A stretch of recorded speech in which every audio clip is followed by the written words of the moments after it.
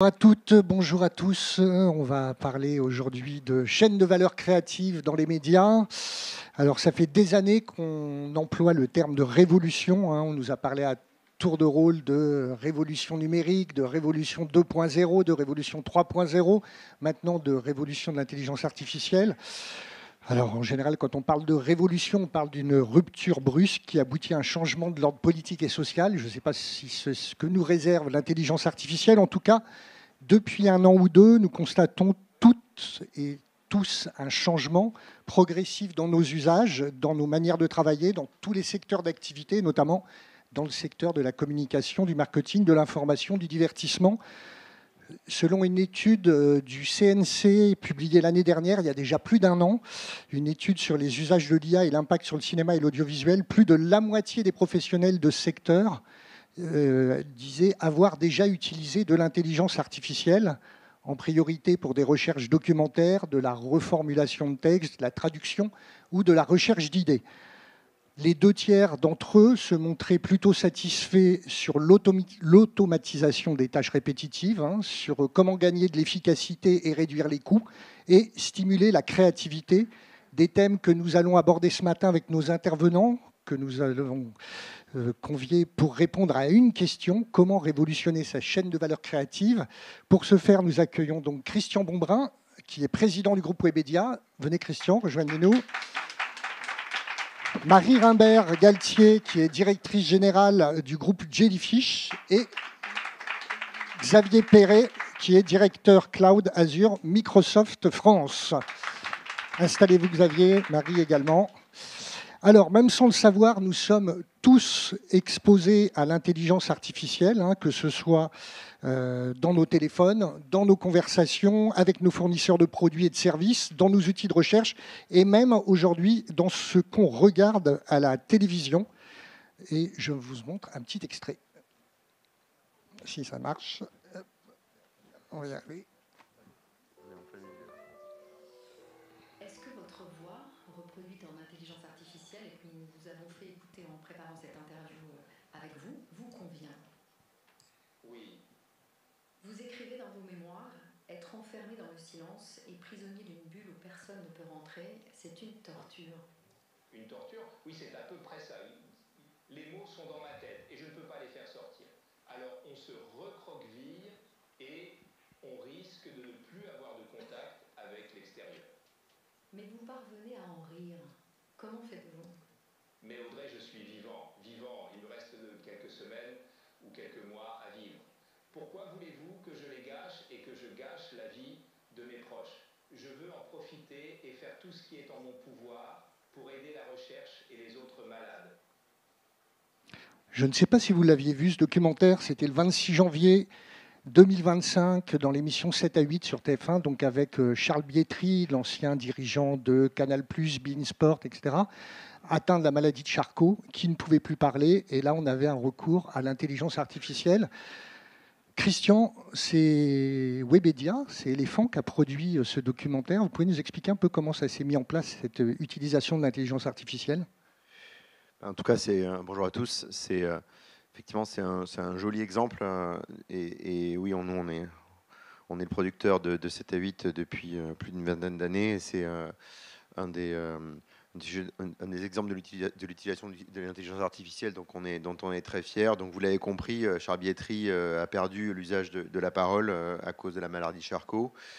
Et d'un point de vue éditorial, on s'était posé la question: comment est-ce qu'on retranscrit l'émotion, comment est-ce qu'on arrive à faire une vraie interview? Et donc là, on a utilisé un outil qui s'appelle Eleven Labs, qui est un modèle, qui a construit un modèle vocal IA à partir de l'analyse de quelques dizaines d'anciennes interviews qu'il a fait. Et après, il a répondu à l'interview par écrit, et donc on a le résultat que vous avez à l'antenne qui fonctionne assez bien, même si c'est évidemment toujours un peu émouvant. Et ça permet d'avoir une continuité émotionnelle et narrative, et une expérience qui rend bien à l'écran et que lui a trouvé aussi très cohérente avec ce qu'il avait envie de dire. Donc c'est un bel exemple. Vous lui redonnez la parole, en fait. C'est très intéressant. Alors, Nous avons donc cet exemple de documentaire qui montre ce qu'on peut faire déjà avec l'intelligence artificielle. Naturellement, cette intelligence artificielle, elle s'inscrit dans un mouvement beaucoup plus général. Xavier Perret, vous êtes donc directeur Cloud Azure Microsoft France. Vous accompagnez, vous, de nombreuses organisations. Quel est l'impact aujourd'hui de l'intelligence artificielle d'une manière générale, tous secteurs confondus? Qu'est-ce qu'on peut dire dessus? Est-ce qu'il y a aussi certains secteurs qui sont plus concernés que d'autres? Oui, alors merci Didier. Effectivement, donc faut peut-être remettre en perspective un peu ce qui s'est passé depuis exactement 3 ans, puisque GPT est apparu il y a 3 ans, qui est le résultat d'un centre de recherche. Le lancement, c'est novembre 2022. Il y a 3 choses qu'il faut retenir, parce que finalement, les exemples vont illustrer ça. Le premier, c'est l'accessibilité de ces modèles. C'est-à-dire tout d'un coup, la barrière à l'entrée d'utiliser des modèles qui vont effectivement soit cloner des voix, soit créer des images, soit créer finalement des textes. C'est réduit considérablement. Donc ça, pourquoi? Parce que c'est des modèles pré-entraînés, c'est le P de GPT. Le deuxième, c'est qu'ils se sont révélés extrêmement bons, ces modèles, ce qui n'existait pas avant, à générer. C'est le G d'ailleurs, GPT, génératif. Derrière, ils vont générer des choses, générer du code, du texte, des images, des vidéos, on va le voir. Puis le troisième moment, c'est le côté multimodèle qui est apparu. Il y a plein de modèles qui existent. Donc certains vont effectivement être utiles pour créer du contenu. Donc on a dit recherche documentaire, créer des images, créer des vidéos derrière. Donc finalement, ces 3 éléments combinés font que je ne connais pas un métier finalement, pour en avoir vu pas mal et faire pas mal le tour des COMEX derrière, de France et de Navarre, pas un métier qui n'est pas impacté d'une manière ou d'une autre. Alors les premiers métiers qui ont été impactés, c'est ceux qui étaient relatifs au langage finalement, parce que c'est des modèles de langage. Donc dès qu'il y a une conversation, par exemple une réunion, compte rendu de réunion, voilà, de façon assez basique, c'est ceux-là les premiers dans lesquels on a vu déployer des solutions. Alors chez nous en interne aussi, chez Microsoft, tout ce qui est recherche documentaire. C'est-à-dire, je ne sais pas bien ce que je veux chercher, mais je me souviens vaguement que c'était un document de ce type-là derrière. Et maintenant, on voit un curseur se déplacer vers finalement des fonctions moins en aval. C'est-à-dire, comme d'ailleurs, finalement, vous regardez dans la création, on utilise déjà beaucoup l'IA ou des formes de technologie pour automatiser des choses, faire des effets spéciaux, mais plus en amont, sur le côté, alors qu'on va appeler créatif, finalement, qui est le côté comment ça va m'assister dans des tâches cognitives sur lesquelles auparavant, je pensais que l'IA ne pouvait pas m'aider, en tout cas la technologie, ce qui d'ailleurs fait peur dans certaines mesures, même si on voit des exemples où au contraire, l'IA ne va pas remplacer, elle vient augmenter, alors j'aime pas trop ce mot-là, mais finalement aider, mais il y aura toujours quelqu'un qui va créer quelque chose, qui va itérer, qui va malaxer avec ça. Donc là, aujourd'hui, on commence à voir des exemples sur des métiers qui nous semblaient peut-être épargnés, mais en fait qui vont bénéficier de ça. Un métier qui n'a rien à voir ici, je pense, c'est pas le sujet, c'est du juridique. Derrière, on pensait que voilà, l'IA n'était pas très bonne à faire des choses très précises. En fait, si, il y a des modèles qui savent très bien le faire aujourd'hui. Évidemment, la création derrière. Donc là, c'est une vague qui ne fait que démarrer. On parlera d'adoption peut-être après, mais qui fait qu'on voit bien que ces outils étant accessibles et générant des choses, pour rappel, 2 tiers des employés dans une entreprise, on a des grandes études qui montrent ça, 2 tiers des entreprises dans le monde en fait, utilisent l'IA d'une manière ou d'une autre, les employés utilisent l'IA, mais seulement la moitié osent le dire à leur employeur. Donc ça donne bien à quel point tous les métiers, d'une manière ou d'une autre, ont vu un impact derrière, sans pourtant l'avoir totalement intégré encore dans leur processus d'entreprise. On voit également de cette intelligence artificielle générative, elle s'est beaucoup installée, intégrée dans la relation client, notamment à travers, vous parliez du langage, des chatbots et autres, c'est un mouvement aussi assez général. Oui, complètement, puisque le premier élément où les gens ont bien vu, c'est comme je disais, c'est dès qu'il y a du langage, donc dès qu'il y a de la conversation. Donc le premier élément, c'est relation client interne aussi.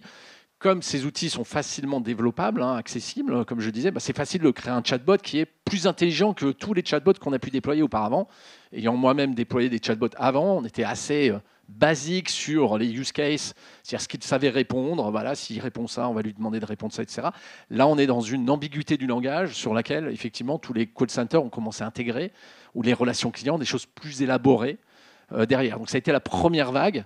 Derrière, la deuxième vague, maintenant, comme je disais, où on est, c'est plus là où il y a de la création, de génération de contenu, recherche documentaire, recherche, finalement, je veux créer un report, une analyse très fouillée sur le web, et finalement, je vais m'appuyer sur des agents IA ou des IA pour finalement construire un rapport extrêmement élaboré.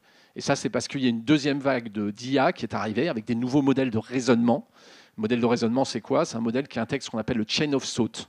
La chaîne de pensée, je ne sais pas en français, qui va en fait être capable de décomposer une tâche complexe en une tâche simple et finalement ensuite appeler l'IA pour ces tâches simples. Et donc, l'un des outils les plus utilisés chez nous dans ce qui s'appelle Microsoft Copilot, c'est la fonction Researcher. Researcher, c'est quoi? Et d'ailleurs qu'on emploie massivement, c'est j'ai un client que je dois voir, dis-moi le benchmark de tel client vis-à-vis de tel client, Webedia, quelles sont les forces et les faiblesses et ses concurrents pour que je puisse me préparer parce que j'ai une réunion avec Christian Bonbrun demain. Voilà, par exemple, derrière. Ces fonctions-là de recherche plus élaborées commencent à être beaucoup plus massivement utilisées maintenant dans notre quotidien.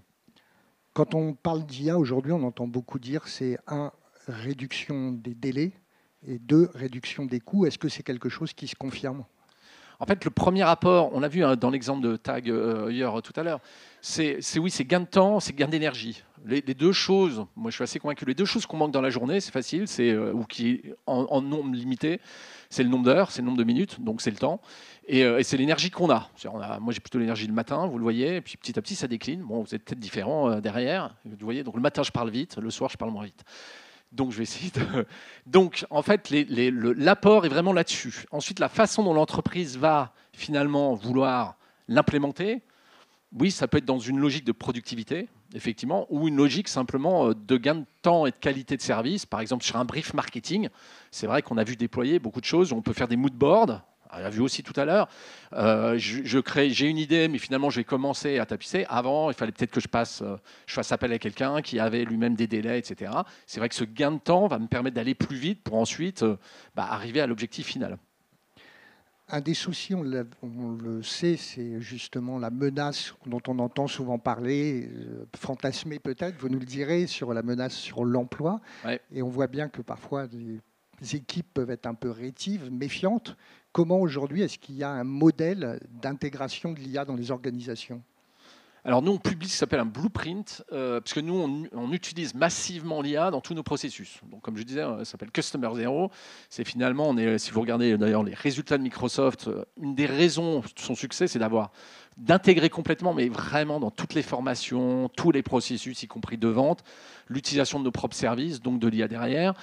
Effectivement, on peut se poser une question légitime qui est l'IA vient me prendre des tâches cognitives, donc qui étaient, je pensais, en tout cas, mon précaré par rapport à une IA plus d'automatisation de tâches simples derrière. On s'aperçoit que c'est les métiers qui évoluent.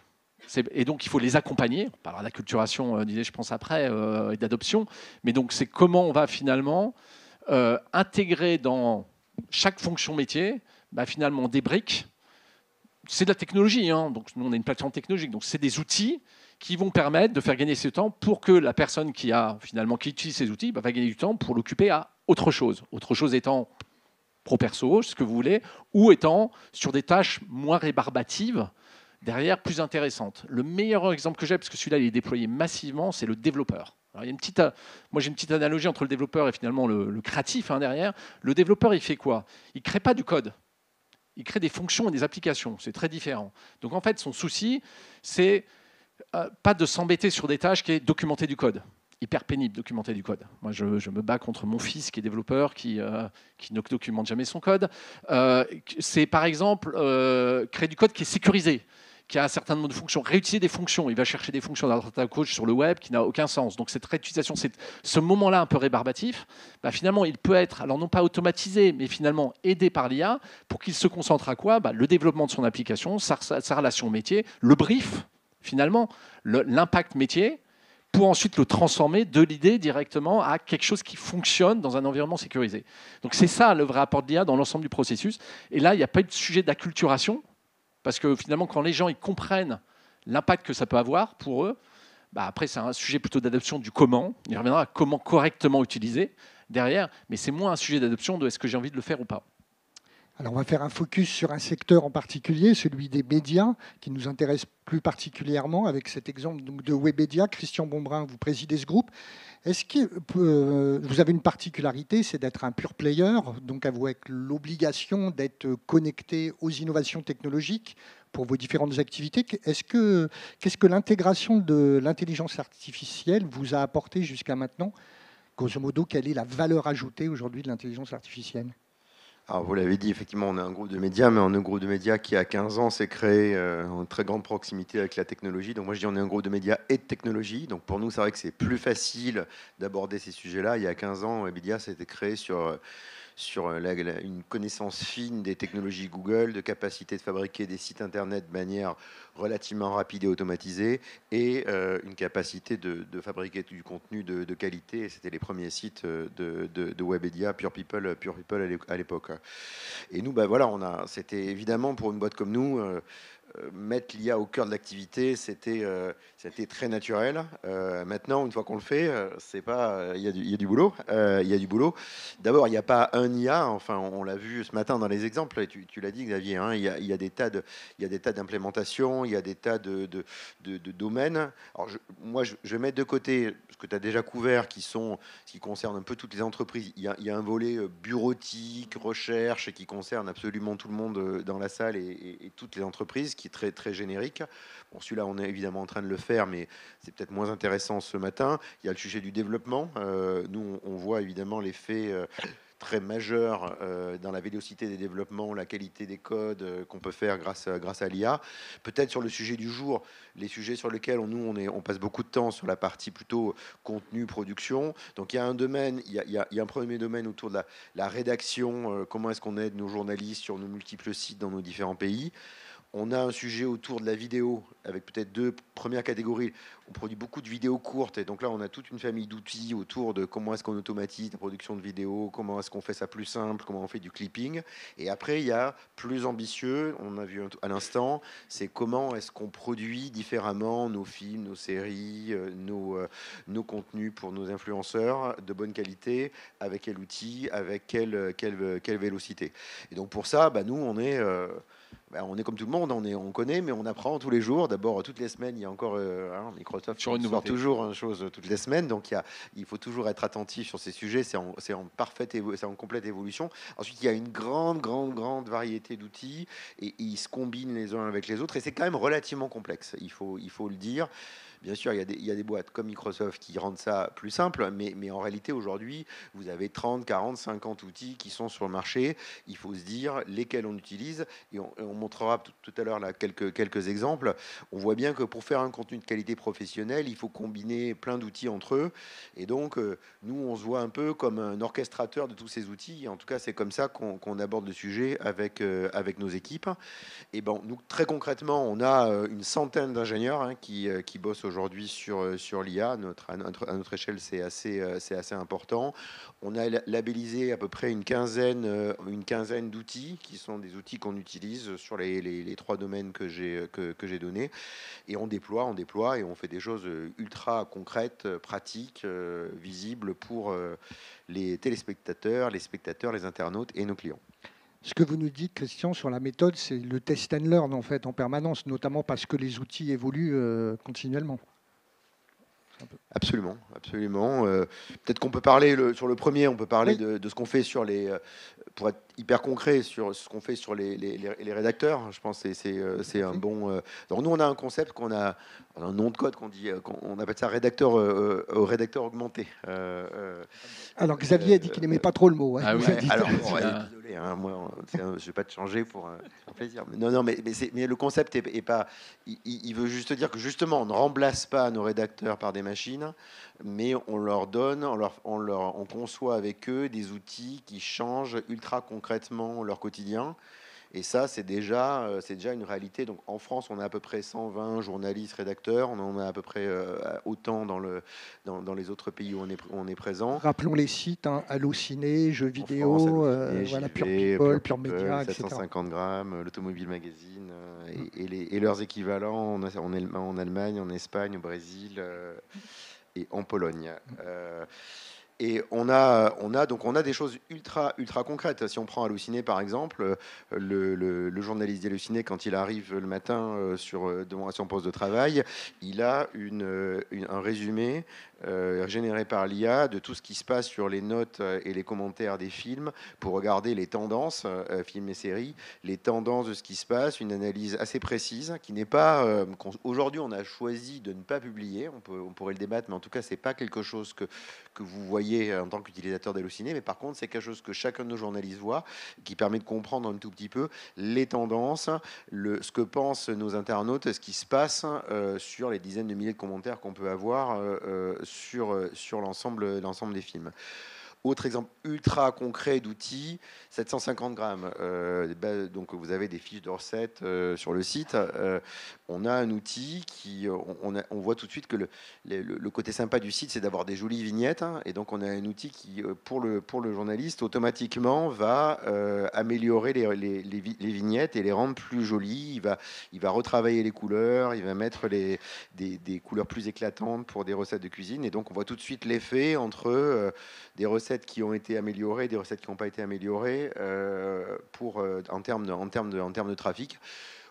Autre exemple sur 750 grammes, et ça c'est pas live encore, ça va arriver dans les prochaines semaines. On a mis en place on est en train de mettre en place un moteur de recherche dans 750 grammes en langage naturel. Avec, on pourra lui dire, je ne sais pas quoi faire à manger ce soir, j'ai 3 enfants à la maison qui n'aiment pas les tomates, propose-moi une liste de recettes de saison que je peux faire sur la base d'Allociné. Voilà, ça c'est des exemples de choses très concrètes qui fait qu'aujourd'hui, le thème, le titre, on peut le débattre, mais en tout cas, ça change déjà hyper concrètement du point de vue d'un rédacteur son boulot au quotidien. Alors l'autre grosse activité chez vous, c'est la production audiovisuelle. On en a vu un petit extrait. Vous travaillez pour beaucoup de chaînes, vous faites pas mal de contenu. On en voit un extrait là, vous allez nous expliquer. Petit extrait.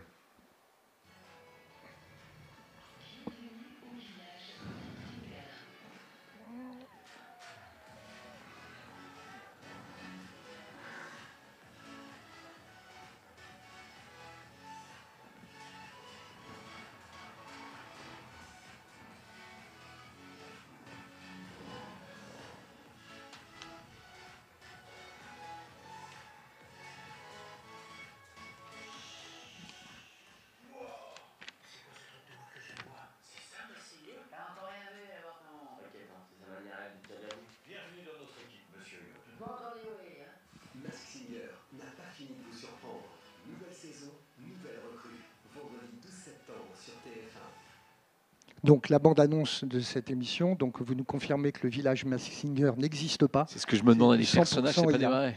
Alors Michael Youn et les autres existent à la fin, donc là, les 10 dernières secondes sont évidemment des personnages réels. L'ensemble de ce qu'on a vu dans la 3/4 de la bande-annonce qu'on a réalisé pour TF1 est entièrement réalisé en IA, tout, la musique, les costumes, et c'était assez complexe parce qu'en fait, donc Masked Singer, il y a une Bible et il faut que les costumes sont très chartés, donc il faut qu'on respecte absolument ce qu'on va voir à l'antenne, que vous voyez à l'antenne puisque la mission est en cours, et donc la bande-annonce doit respecter au détail près ce qu'on va voir dans l'émission. Et donc là, c'est quelque chose qu'on a fait. Donc on parle de délai, c'est quelque chose qu'on a fait. Alors, on n'a pas fait ça en une semaine, hein, c'est quelque chose qui prend. On a mis quelques semaines pour le faire. Les équipes me disent que c'est une bande-annonce de cette qualité. Il y a 3 ans, on aurait mis entre 4 et 5 mois pour la faire. Là, on l'a fait en quelques semaines, mais quelques semaines quand même. Mais il y a eu une grosse dizaine d'outils, quinzaine d'outils, pardon, qui ont été utilisés pour faire ça. On a Midjourney pour la partie image statique. On a créé les outils avec les costumes avec un outil qui s'appelle Flux Context, qui a regardé les outils officiels, qui les a transmis, qui les a transformés en images de synthèse.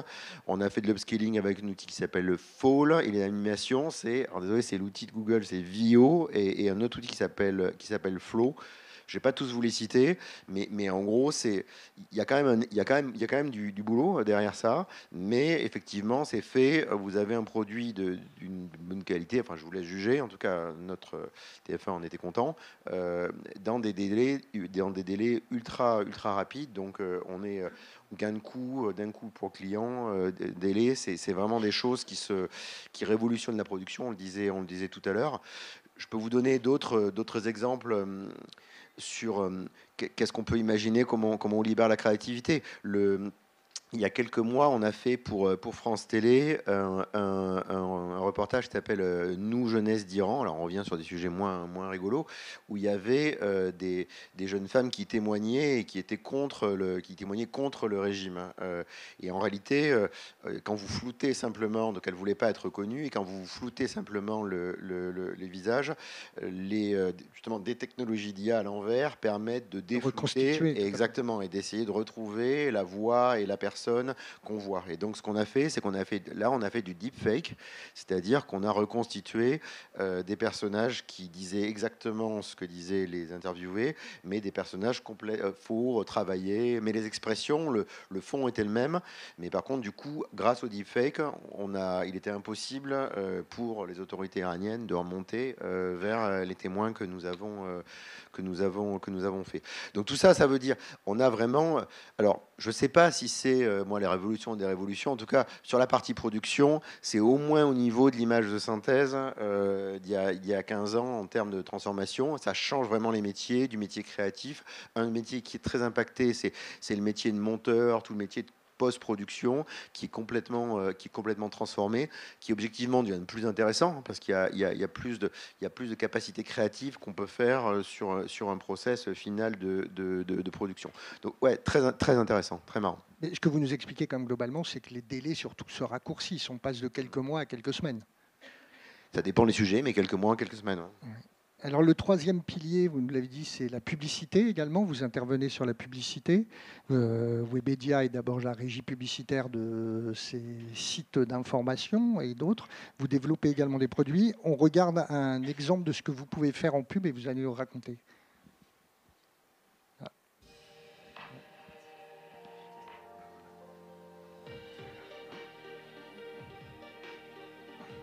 Le voyage change, plus libre, plus fluide, plus personnel.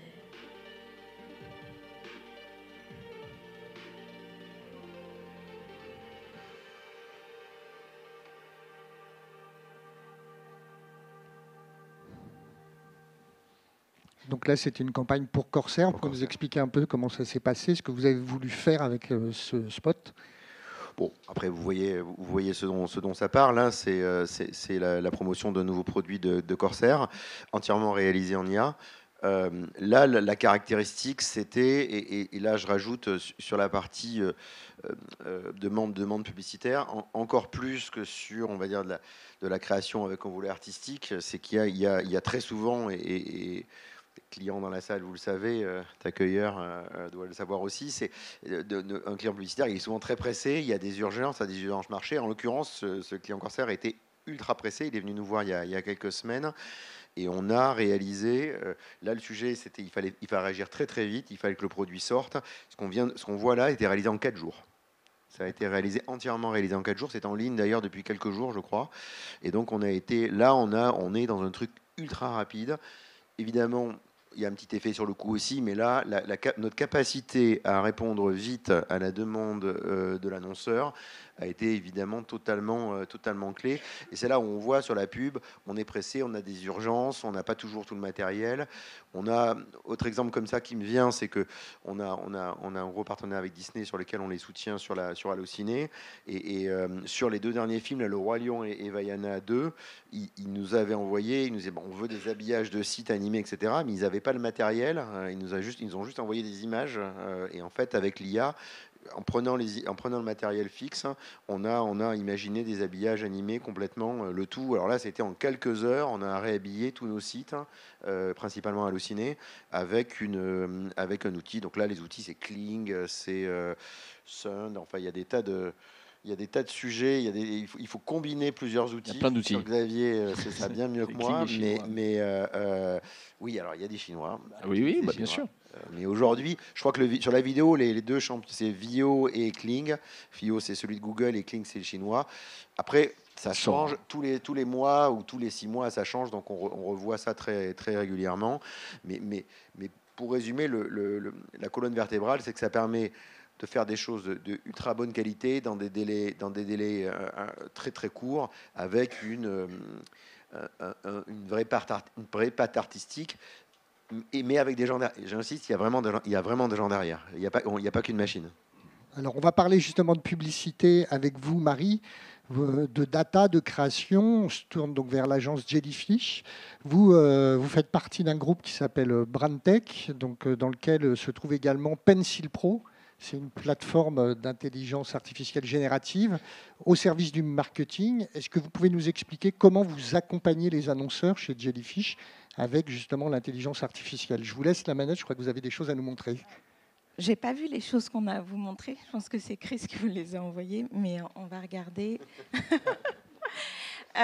Juste pour introduire, Jellyfish, on est donc une agence digitale et en réalité, qu'est-ce qu'on fait? On manipule des mots, des images, des idées et de la data. Donc autant dire que l'IA vient changer l'intégralité de notre métier. Et d'ailleurs, plus vite notre métier que les fonctions support, parce qu'aujourd'hui, comme le disait Christian, on est capable de délivrer, nous, des choses en 48 heures, mais de l'idée créative, donc de l'idéation jusqu'à la réalisation. Notre légal, il n'a pas encore fini de relire le contrat du client. Donc, c'est assez impressionnant ce qu'on est capable de faire aujourd'hui.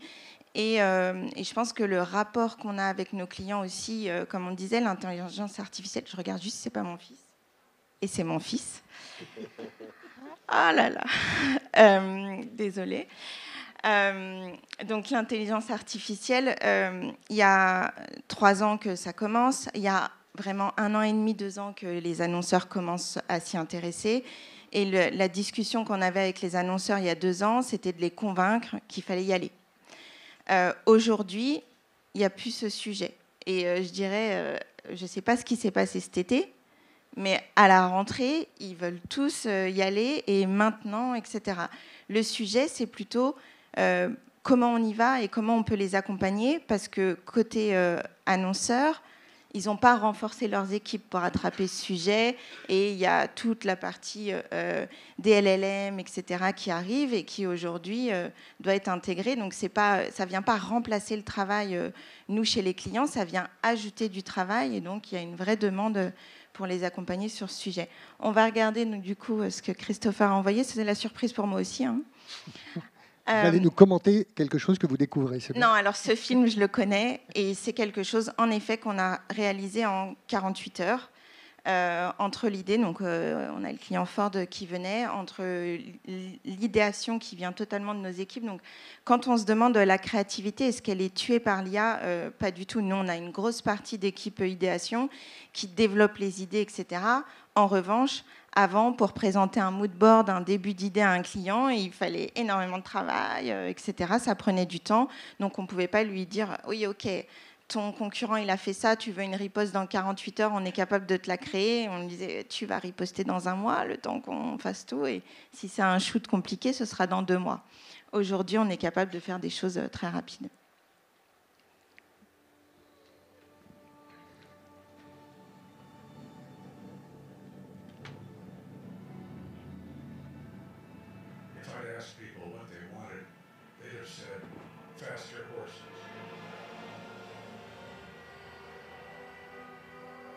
I saw something else, something that didn't exist yet. I saw what it could be, and I built it.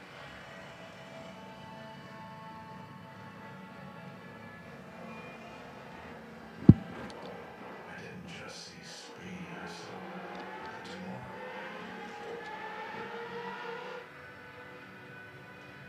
I didn't build a machine, I built a movement. I didn't wait for change. I made it happen. The world wasn't ready, but the dream was already on its way. It carried more than just people. It carried hope, dreams, and imagination. It wasn't just about speed. It was about progress. And with every mile I traveled, I didn't just build cars, I paved the road to the future.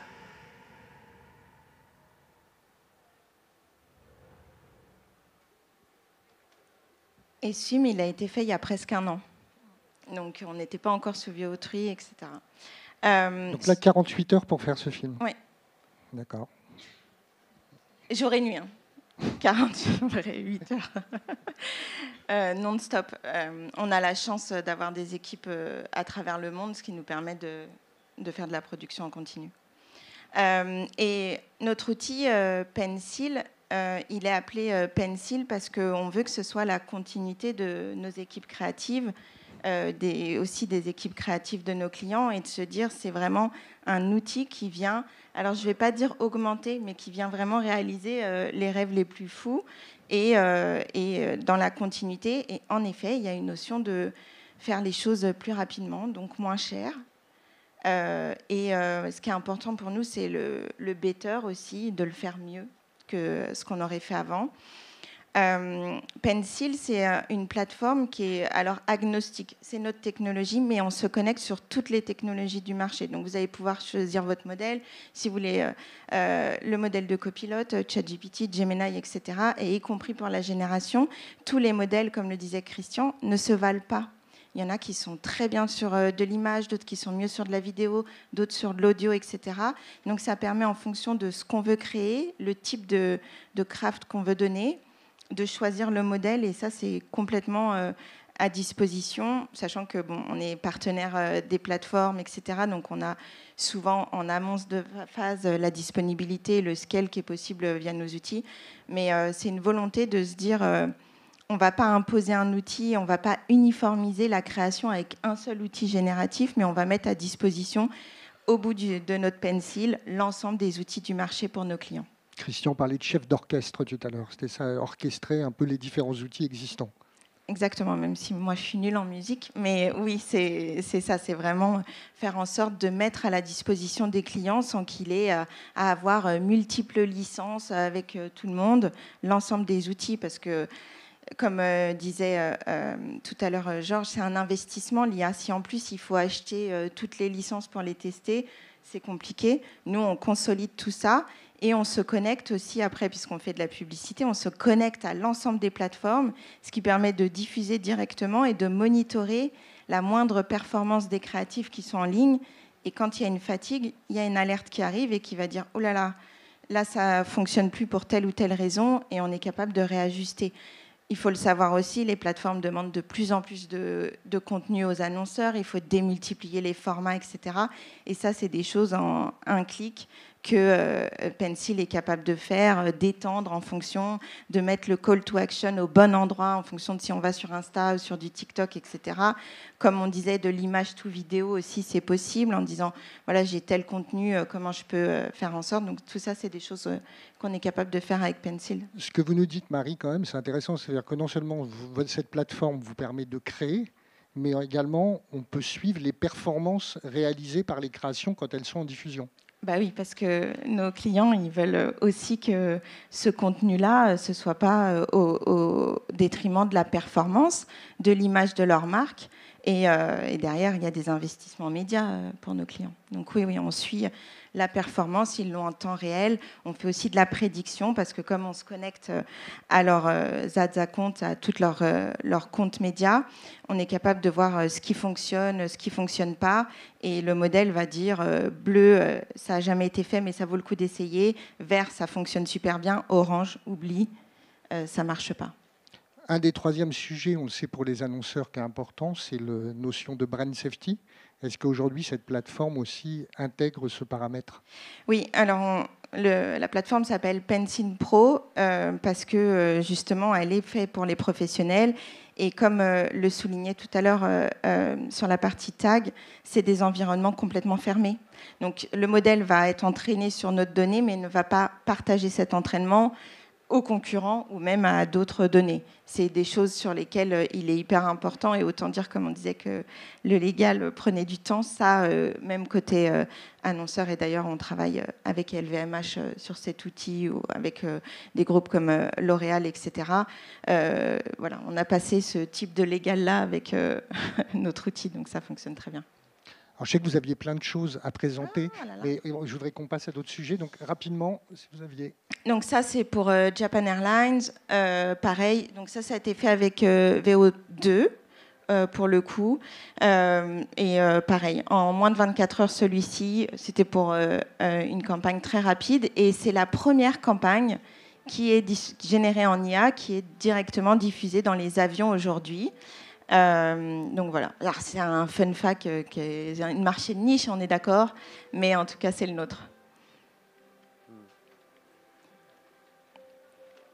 Ravi si Air France veut qu'on les aide aussi. Voilà, et il y a d'autres choses qu'on est capable de faire, etc., très vite. Et c'est vrai que c'est des choses qu'on va faire aussi quand on travaille sur un client. On part du principe qu'à chaque fois, on va lui présenter une idée créative, même si on est interrogé sur la partie média ou data, etc. On va leur montrer ce qu'on est capable de faire quand on allie le média, la créativité et la data tous ensemble, ce pouvoir que ça a en termes de performance. Je ne sais pas ce qui vous a mis. Ben là, c'est du travail qu'on fait avec notamment de la beauté. Alors nous, chez Jellyfish, c'est très drôle. On va être retail ou beauty luxe. On fait du grand écart en termes de clients. Voilà. Ce qu'on est capable de faire, donc d'animer des choses. Ça, c'est pareil, c'est des choses qui ont été faites en 3-4 minutes. Ça, on pitchait quelqu'un de l'ameublement et... et voilà. On a fait ça. Je lui ai envoyé par texto après pour rigoler, après qu'on ait pitché, évidemment, en me disant de toute façon, on n'a plus rien à perdre, on a fait ce qu'on avait à faire. Et au final, je reçois un texto en disant écoute, ma directrice CRM fait un truc sur l'IA à Cannes, est-ce qu'on peut montrer la vidéo, etc. Qui partait d'une blague, honnêtement, quand on bossait sur le pitch. Mais voilà. Ce qui est intéressant dans ce que vous nous montrez, c'est qu'on voit que en fait, le champ des possibles s'ouvre beaucoup en termes de créativité avec l'intelligence artificielle. Oui, tout ce que vous voyez sur Uber Eats aussi, c'est nous. Désolée. Alors, si on essaie de généraliser un peu dans le propos, sur vos propos, Xavier, on a l'impression quand même, vous qui travaillez avec beaucoup d'entreprises, beaucoup d'organisations, et après vous pourrez peut-être témoigner, on a l'impression que cette arrivée de l'IA, enfin maintenant qu'il y a cette installation de l'IA, ça oblige un peu tout le monde à travailler ensemble, un peu plus qu'avant peut-être. Oui, alors, mais je pense d'abord c'est une vague. Enfin, comme toujours, hein, la techno est là. Je pense qu'on ne voit pas derrière tout ce qu'il y a en termes de technologie, de plateforme, en fait, de cloud, en fait, qui permet d'aller vite, en fait, pour générer ça, qui fait que, je veux dire, son adoption et la façon dont on s'est transformé dans une entreprise prend du temps dans l'évolution des métiers. Et on voit effectivement qu'on va avoir nous des discussions. Alors, Microsoft est plutôt historiquement en positionnement très Office, donc très technique. Et en fait, on a une discussion de transformation, effectivement, des métiers dans toutes les entreprises, où on voit bien que du coup, ça ne peut pas se cantonner à un simple sujet d'outillage derrière, et qu'effectivement, soit c'est un sujet d'écosystème aussi, derrière qui se perturbe. On en a parlé sur les développeurs, là on en parle beaucoup sur la créa, j'en ai parlé sur le legal. En fait, chacun des métiers va du coup s'approprier, et ça vient perturber des chaînes de valeur, effectivement, derrière. On va avoir des clients qui disent, du coup, comme vous allez mettre de l'IA, ça va aller plus vite, donc ça va être moins cher, donc baissez vos prix. Pas que des, je pense tous. Voilà, donc forcément, c'est une vague qui va réadapter, on va dire, les valeurs. Et ma conviction, c'est effectivement les entreprises qui embrassent l'IA dans leur propre processus, finalement, sont les mieux à même d'apporter une valeur ajoutée supplémentaire, du coup, qui est valorisable en termes de chaîne de valeur. Christian, cette relation avec les partenaires, les annonceurs et autres, vous avez l'impression que ça les renforce avec l'IA ?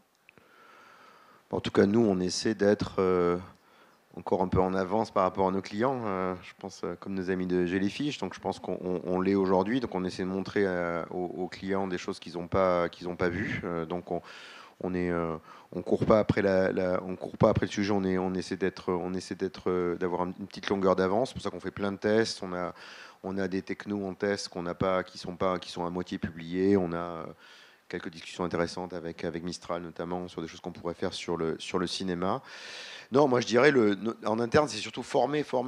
C'est-à-dire qu'il faut vraiment aujourd'hui, on est dans une situation un peu étonnante parce que la technologie, elle évolue chaque mois et on est en train de la développer. Donc c'est de la déployer. C'est peut-être la spécificité de cette vague d'évolution.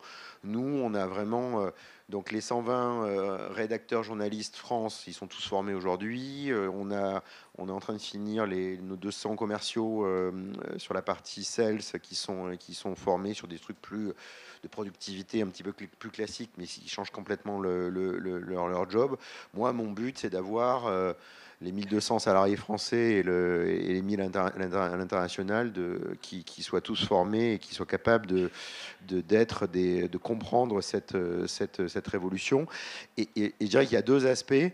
Il y a un aspect utiliser les outils, mais il y a aussi un aspect de comprendre les enjeux. On parlait de juridique, on parlait de droit d'auteur, on parlait sur des boîtes comme les nôtres. Il faut que nous on comprenne qu'est-ce qu'on a le droit de faire, qu'est-ce qu'on n'a pas le droit de faire, qu'est-ce qu'on doit être force de conseil par rapport aux clients quand c'est des clients annonceurs, et quand c'est des choses qu'on produit nous-mêmes, on produit beaucoup de choses nous-mêmes, qu'on soit dans les clous. Donc il faut qu'on crée des gens, il faut qu'on ait des gens qui soient parfaitement conscients de ce nouvel environnement dans lequel ils évoluent. Marie, on parlait de création. Les créatifs, le profil des créatifs, il a évolué avec justement chez Jellyfish ces dernières années? Oui, alors ce qui est drôle, c'est que nous, Pencil, les premiers à l'utiliser, c'était les gens les moins créatifs. En réalité, au départ, adorer l'outil, etc. Sur la partie créative, quand on a commencé, nous, ça fait... Pencil, ça existe depuis 2018 et ça a intégré le groupe en 2023, début 2023. Donc, ça fait 2 ans et demi qu'on utilise Pencil. Et autant dire qu'au début, ça ne faisait pas du tout cette qualité-là. Donc, les créatifs avaient vraiment raison de ne pas y aller les yeux fermés et de challenger l'outil. Mais ça nous a beaucoup aidé à le faire évoluer en travaillant de près avec les ingénieurs. Et aujourd'hui, ils l'utilisent plus, évidemment, que le reste. Mais la partie idéation reste critique pour nos clients.